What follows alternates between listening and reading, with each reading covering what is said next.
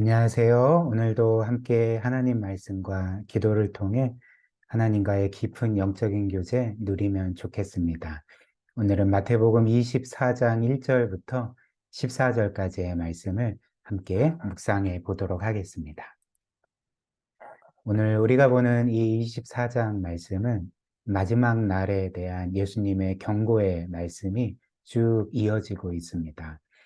어느 날 제자들이 예수님에게 와서 이제 이런 질문을 했죠. 선생님, 이런 일들, 즉 심판의 일들이 언제 일어나겠습니까? 선생님께서 다시 오시는 때와 세상 끝날에는 어떤 징조가 있겠습니까? 우리에게 말씀해 주십시오. 이렇게 물었죠. 즉 이들은 예수께서 이 세상에 다시 오셔서 모든 것을 심판하시는 날 이전에 이제 어떤 징조가 있는지, 우리가 어떤 것을 보고 마지막 날이 오고 있는지를 알 수 있는지 그것을 여쭈어보았던 것입니다. 그래서 이에 대해서 예수님은 마지막 날이 다가올 때 이 세상에 일어날 몇 가지 징조에 대해서 말씀을 해주셨던 거죠. 그래서 첫 번째 징조가 적 그리스도와 거짓 선지자들입니다. 4절, 5절, 11절 말씀 한번 보십시오. 예수께서 그들에게 말씀하셨다. 누구에게도 속지 않도록 조심하여라. 많은 사람이 내 이름으로 와서 말하기를 내가 그리스도다 하면서 많은 사람을 속일 것이다. 또 거짓 예언자들이 많이 일어나서 많은 사람을 홀릴 것이다. 이렇게 경고를 하셨습니다. 물론 과거에도 적 그리스도들이 있었고 거짓 선지자들이 있었지만 우리가 알다시피 이 시대에 정말 많은 자칭 그리스도와 또 거짓 선지자들이 있지 않습니까? 어떤 사람이 우스갯소리로 이런 말을 한 것을 들은 적이 있습니다. 이 세상 전 세계 가운데 예수 그리스도가 가장 많은 나라가 우리나라다고, 즉 자칭 그리스도라 하는 사이비 교주들이 가장 많은 나라 중에 한 나라가 우리나라라는 거죠. 이렇듯이 많은 이들이 자신을 그리스도 신이라고 말하면서 또 많은 이들을 속이고 미혹시키고 또 불행과 인생의 파멸에 빠지게 하는 것을 우리가 보고 있지 않습니까? 주님께서는 이것을 우리에게 경고하셨던 것입니다. 그다음 마지막 날이 이르기 전에 또 일어날 일들이 두 번째로 전쟁과 분쟁과 그리고 기근과 지진 등 자연재해들, 이런 것들이 일어난다 말씀을 하셨습니다. 6절, 7절입니다. 또 너희는 여기저기서 전쟁이 일어난 소식과 전쟁이 일어나리라는 소문을 들을 것이다. 그러나 너희는 당황하지 않도록 주의하여라. 이런 일이 반드시 일어나야 한다.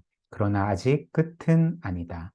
민족이 민족을 거스르고 거슬러 일어나고 나라가 나라를 거슬러 일어날 것이며 여기저기서 기근과 지진이 있을 것이다.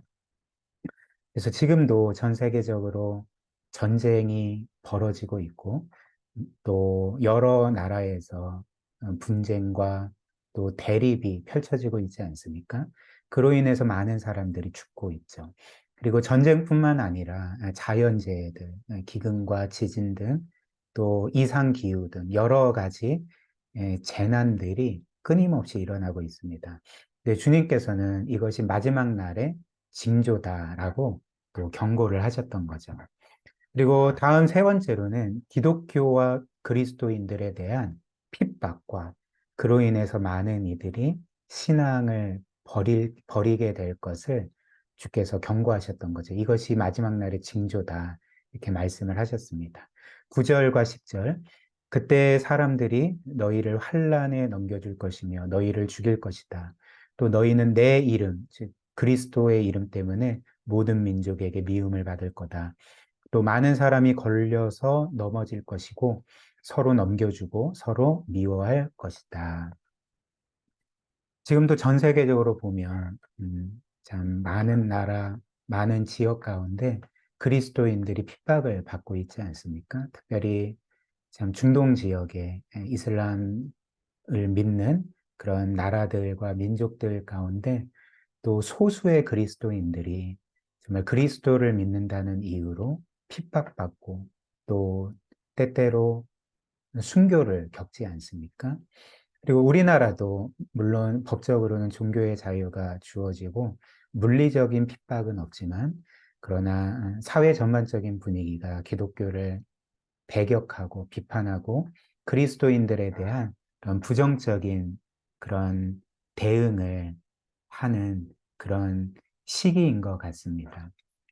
그래서 주께서는 마지막 날이 다가오는 징조가 이렇게 기독교와 그리스도인들에 대한 핍박이다. 그리고 그로 인해서 많은 이들이 신앙을 버릴 것이다. 이렇게 경고를 하셨던 거죠. 그 다음 마지막으로 불법이 성하고 많은 사람의 사랑이 식게 될 거다. 12절 말씀이죠. 이렇게 경고를 하셨습니다.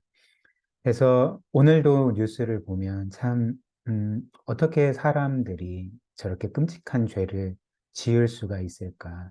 저렇게 가혹할 수가 있을까? 잔인할 수 있을까?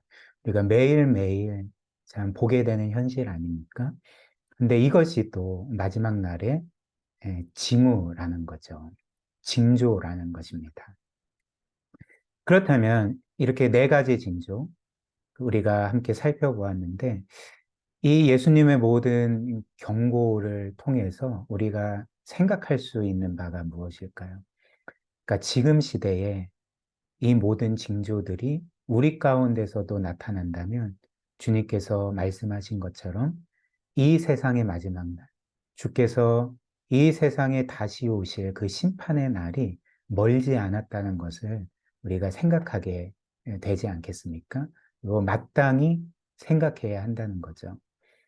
그래서 이 모든 말씀들을 생각할 때 또 예수께서 경고하신 징조들이 우리가 살고 있는 이 시대 가운데 여전히 되풀이되고 있다는 것을 볼 때에 정말 우리는 의식하며 살아가고 있지는 않지만 예수님께서 오늘이라도, 오늘 밤이라도 이 세상에 다시 오셔서 모든 것들을 심판하셔도 전혀 이상할 것이 없다는 것을 우리가 기억하고 영적으로 깨어 있어야 한다는 것입니다. 물론 성경이 우리에게 알려주는 것처럼 예수님께서 언제, 어느 시간에 이 세상에 다시 오실지는 아무도 모릅니다. 그러나 분명한 사실은 반드시 오신다는 거죠. 100% 오신다는 것입니다. 즉 마지막 심판 날이 반드시 오고 그 심판이 이루어진다는 거죠.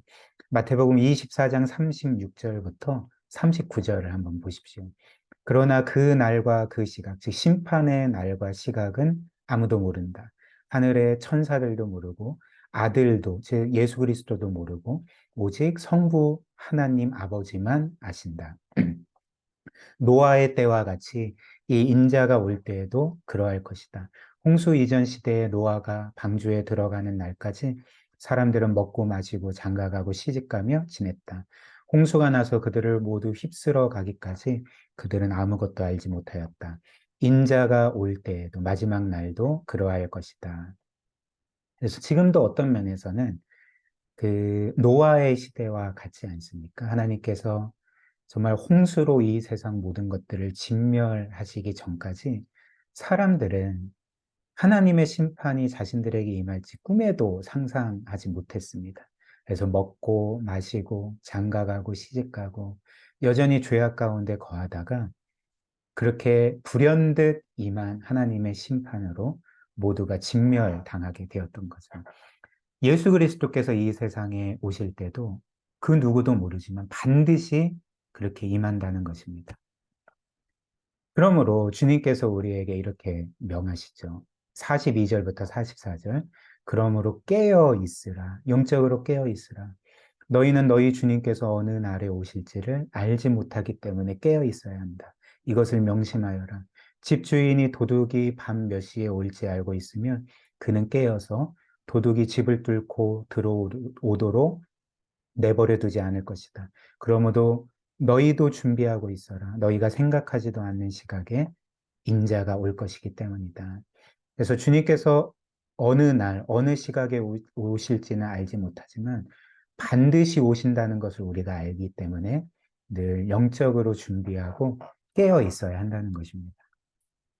또한 주님께서는 이렇게 우리에게 영적으로 준비되고 깨어 있어야 할 뿐만 아니라 너희가 끝까지 믿음으로 견뎌야 된다. 마지막 날 일어날 그 여러 환난과 핍박 가운데서도 믿음을 놓지 않고 견뎌야 한다 말씀을 하셨던 거죠.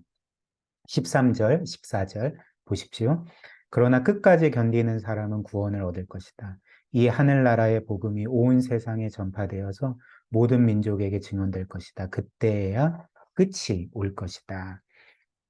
그래서 주님께서는 13절 말씀처럼 끝까지 견디는 사람은 구원을 얻을 것이다. 이렇게 말씀을 하셨는데요.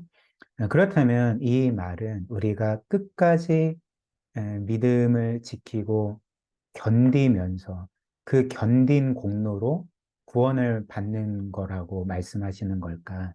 이렇게도 생각할 수 있을 것입니다. 그러나 그렇지 않습니다. 우리가 구원받는 것은 사실 우리가 잘 견뎠기 때문에 끝까지 견디고 그리고 뭔가 끝까지 훌륭히 믿었기 때문에 우리가 구원받는 게 아니죠. 성경이 우리에게 분명히 알려주는 것은 우리는 우리의 행위가 아니라 여기에서 행위에서는 우리의 믿음의 견딤도 포함되는 거죠. 이렇듯이 우리의 어떤 행위가 아니라 오직 하나님의 은혜로 그리스도께서 우리를 위해 행하신 모든 일로 끝까지 견디고 구원을 성취하신 그 일로 인해서 구원을 받기 때문에 우리는 우리의 견딤으로 구원을 받는 것이 아닙니다. 그렇다면 오늘 예수님이 말씀하신 것, 우리가 끝까지 견뎌야 되고 너희가 끝까지 견딤으로 구원을 받을 것이다는 것은 이제 무엇을 의미할까요? 이는 이런 뜻인 거죠. 우리가 정말 하나님을 믿고 예수 그리스도를 믿는다면 우리는 여러 환난들 가운데서도 끝까지 믿게 된다는 것입니다. 즉 우리의 믿음이 정말 참 믿음이라면 우리의 믿음이 참된 믿음이라는 증거는 바로 우리가 끝까지 믿는 것. 즉, 우리의 믿음의 참 증거는 우리가 어떤 놀라운 기적과 능력을 행하고 뭔가 환상을 보고 신비한 것들을 체험하고 혹은 놀랍게 헌신하고 희생하는 것이 아니라 물론 이런 것들도 포함될 수 있겠지만 그러나 믿음의 참되고 궁극적인 증거는 어떤 일이 있어도 정말 무슨 일이 일어난다 할지라도 우리가 세상 끝날까지 예수 그리스도를 끝까지 믿는 것임을 주께서 우리에게 알려주셨다는 것입니다. 왜 그럴까요? 왜냐하면 성경에 따르면 이 믿음이라는 것은 우리가 예수 그리스도께서 우리의 유일한 구세주이시라는 것, 그리고 그분만이 우리의 유일하고 영원한 소망이라는 것을 믿고 그분만을 끝까지 붙드는 것이기 때문에 그런 거죠. 그래서 예수께서 우리의 유일한 구원자이시고 우리의 유일하고 영원한 소망임을 정말 우리가 믿는다면 우리는 결코 어떤 일이 있어도 예수님을 포기하지 않을 것입니다. 어떤 환난을 겪어도 핍박을 당해도 예수님만이 우리를 구원하실 것이고 우리를 영원히 살게 하실 것이고 우리를 영원토록 복되게 하실 것을 믿기 때문에 우리는 믿음을 버리지 아니하고 끝까지 믿게 되는 거죠. 그리고 이렇게 우리가 믿음으로 끝까지 견딜 때에 우리는 구원을 받게 되는 것입니다. 그러나 이제 마지막으로 우리가 한 가지 더 기억해야 될 것은 우리가 이렇게 끝까지 믿고 견딘다고 할 때 이것은 우리의 힘으로 되는 것이 아니라는 거죠. 우리가 뭔가 의지력을 총동원해서 끝까지 믿기 때문에 그렇게 견디는 것이 아니라는 것입니다. 성경이 우리에게 알려주는 바는 만약 우리가 끝까지 믿고 견딘다면 그것은 우리 힘으로 된 것이 아니라 하나님께서 우리를 그토록 붙들어 주셨기 때문에 끝까지 믿도록 우리를 도와주시고 이끌어 주시고 힘을 주셨기 때문에 우리가 끝까지 믿을 수 있다는 것을 우리가 성경에서 확인할 수 있다는 것입니다. 즉, 우리가 끝까지 믿고 견딜 수 있는 원인은 우리에게 있는 것이 아니죠. 하나님에게 전적으로 원인이 있다는 것입니다. 그래서 역사상 개혁교회는 이를 성도의 견인 교리다라고 그렇게 정립하고 믿고 고백을 했는데요. 근데 이는 성경의 명백한 가르침입니다. 대표적으로 로마서 8장 29절 30절 한번 보십시오. 하나님께서는 미리 하신 사람들을 택하셔서 자기 아들의 형상과 같은 모습이 되도록 미리 정하셨으니 이것은 그 아들이 많은 형제 가운데서 맏아들이 되게 하시려는 것입니다. 그리하여 하나님께서는 이미 정하신 사람들을 부르시고 또한 부르신 사람들을 의롭게 하시고 의롭게 하신 사람들을 또한 영화롭게 하셨습니다. 지금 로마서 8장 29절 30절을 보면 우리의 구원의 주체, 우리의 구원을 처음부터 끝까지 이루어 가시고 완성시켜 가시는 분이 누구십니까? 그러니까 우리가 아니라 하나님이신 거죠. 우리가 잘 믿고 끝까지 믿었기 때문에 구원에 이르게 되는 것이 아니라 30절 특별히 30절 말씀처럼 하나님께서 영원 전부터 정하신 우리를 믿도록 부르시고 믿게 하시고 또한 부르시고 믿게 하신 사람들을 의롭다 하시고 의롭다 하신 사람들을 또한 영화롭게 하셨습니다. 즉 우리의 구원의 최종 목표인 우리가 영화롭게 되는 그 순간까지 겉보기에는 우리가 끝까지 믿은 것처럼 보여도 하나님이 이 모든 과정들을 이끄시고 끝까지 믿게 하시고 견디게 하심으로써 우리가 최종 영광에 들어가게 하신다라고 말씀을 하시는 거죠. 그렇기 때문에 우리가 끝까지 믿음을 지킬 수 있는 원인과 이유는 우리에게 있는 것이 아니라 하나님에게 있고 하나님이 그토록 우리를 붙드시고 지키시고 보호하시고 인도하셨기 때문에 우리가 최종 구원에 이룰 수 있다는 거죠.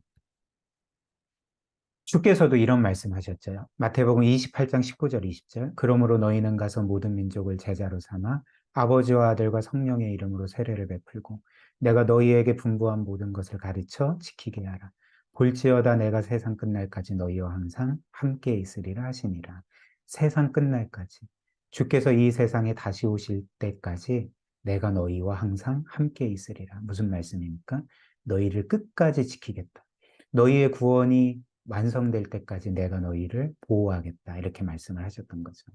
요한복음 14장 16절도 똑같습니다. 내가 아버지께 구하겠다. 그리하면 아버지께서 다른 보혜사를 너희에게 보내셔서 영원히 너희와 함께 계시게 하실 것이다. 우리에게 성령을 보내주시고 성령께서 영원히 우리와 함께 하신다는 것은 우리의 구원이 완성되고 천국에 이를 때까지 우리를 지키시고 보호해 주신다는 의미가 된다는 것입니다. 우리 함께 기도할까요?